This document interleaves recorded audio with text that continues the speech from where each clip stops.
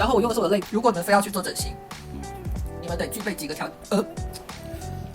Hello， 就是如你们所见了，我最近一直都没有在更新视频，是因为我一直在赚钱。然后前几天，就3天前吧，我去把我鼻子给做了，因为我之前视频我就有说过，我迟早会去动鼻子。但是我必须要说，就是整形这件事情，真的只有你自己做了之后，你才有那个资格去跟别人分享该不该做。然后我现在得出来的结论就是，你如果没有办法靠整形这件事情去变现，而且是变那种非常大利润的线的话，真的没有必要，完全没必要。我跟你们讲，你们不要看现在画面这么恐怖，但其实我动的只是一个不算大的手术，因为我的鼻梁是我自己的，我没有放任何假体，我动的只有我的鼻头。你们对比我之前的视频，我的美颜是没有变的，我的参数没有任何变化，就是瘦脸、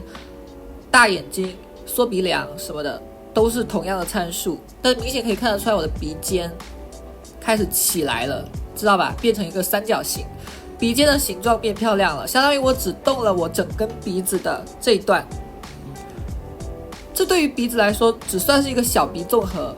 然后我用的是我的肋骨，相当于我的肋骨部分也有一个伤口，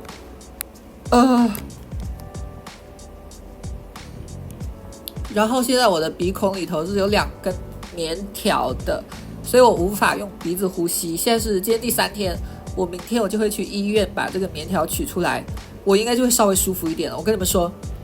很痛苦，真的很痛苦，尤其刚手术出来的时候不疼，我跟你们说不疼的，但是它很难受，这个难受是摧残你的身心的。首先你不能用鼻子呼吸，你全程只能用嘴，这样张嘴这样3天的时间哦。这会怎么样呢？嘴唇很干，你即使擦再多润唇膏也没用，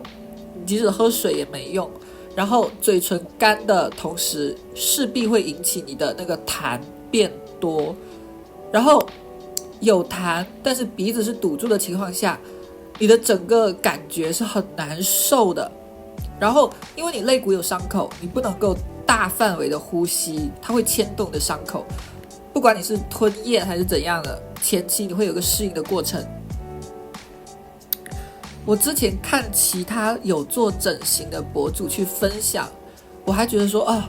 他们自己很贼，他们变漂亮了之后让我们不要去做，我当然就不信。我不知道在看视频的你们会不会有这种想法，我现在切身实地的跟你们说，没那个必要，真的不用去弄。你可能会觉得我可能不弄我就永远都不知道我最漂亮的样子是怎么样的，但是追求这个真的很没有意义，因为我即使动了这个鼻子，可能会让我的颜值有一个质的飞跃，但是即使是我之前的那个样子，我也已经有很多人在追求我了，我没有必要为了提升这么一点点的水准而让我遭这个罪。这3天的时间我得到的最大的想法，最大的总结就是这样子，不值得。第一，我不是明星，我不是偶像，我不会因为颜值的飞跃而获得更高的价值。我可能会在生活中会更容易的被夸你是个美女或者是怎样的， So what？ 我的工资会因此变多吗？不会的。这种很虚荣的褒奖并不会给你什么实质性的改变，但你受到的痛苦是真的。这3天时间而且因为整形医院离我住的地方很远，我不可能这样子去坐地铁，我还没那么大的胆量，我得戴着口罩，然后我又不能戴眼镜，整个人都非常的不舒服。我找个时间我再给你们好好的总结一下，真的没必要，不要整形，真的。跟你们总结一下，可能会有很多人跟早期的我一样不听劝，就是觉得我一定要做，就是我可以把一直在打嗝，我可以把我后续所有的计划都撤掉一大部分，但是我至少得做一个整形，至少得做一个项目，这样我才会死心。可能会有这种人，那我跟你们说，如果你非要我已经连着打了2天的嗝了，你们将就一下。如果你们非要去做整形，你们得具备几个条件。第一，你们的钱一定要比你们预期的多。打个比方，你一定要先去各大医院去打听价格。比如说，我已经打听出来，应该是在3到4W 这个区间，那么你至少要准备5到6W， 你才能够去做。因为我跟你们讲，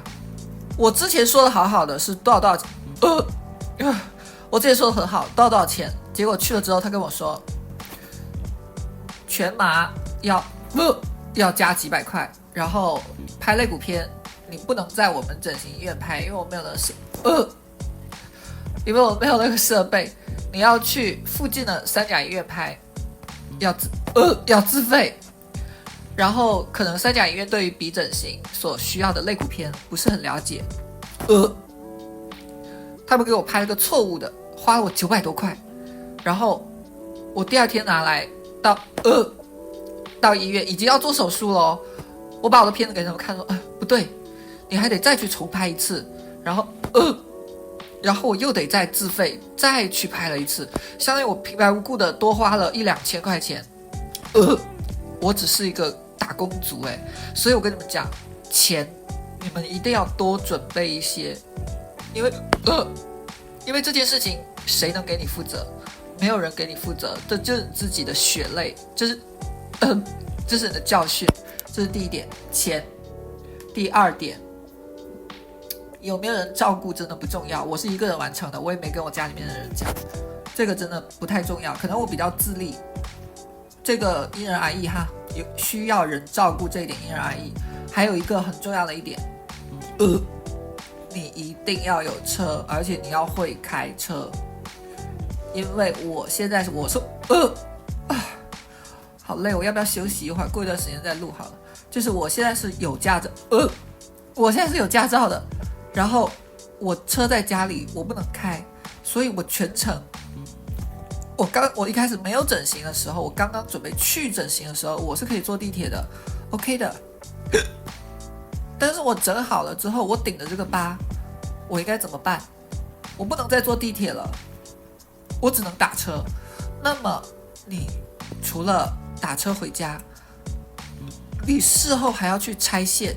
拆棉条、拆肋骨，这不是同一天能完成的，这是要分好几次的，在半个月之内完成。那这段时间你的通勤就只能靠打车。我知道可能有些人不差这个钱，但是我相信还有很多跟我一样是攒钱去整形的。那么你接下来的通勤会莫名其妙的多花很多钱，而且你现在在家休养这段时间，你不可能去工作，你没有收入，你只能吃外卖，这些都是无形中增加你消费，然后还有这些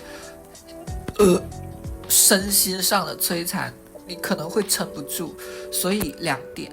第一，你要有足够多的钱；第2，你要有一个代步工具，比如说车子，这是2个最基本的条件。第3，你要有一个非常坚强的身心，你一定要有一个心理预期，就是可能效果不是我预期的，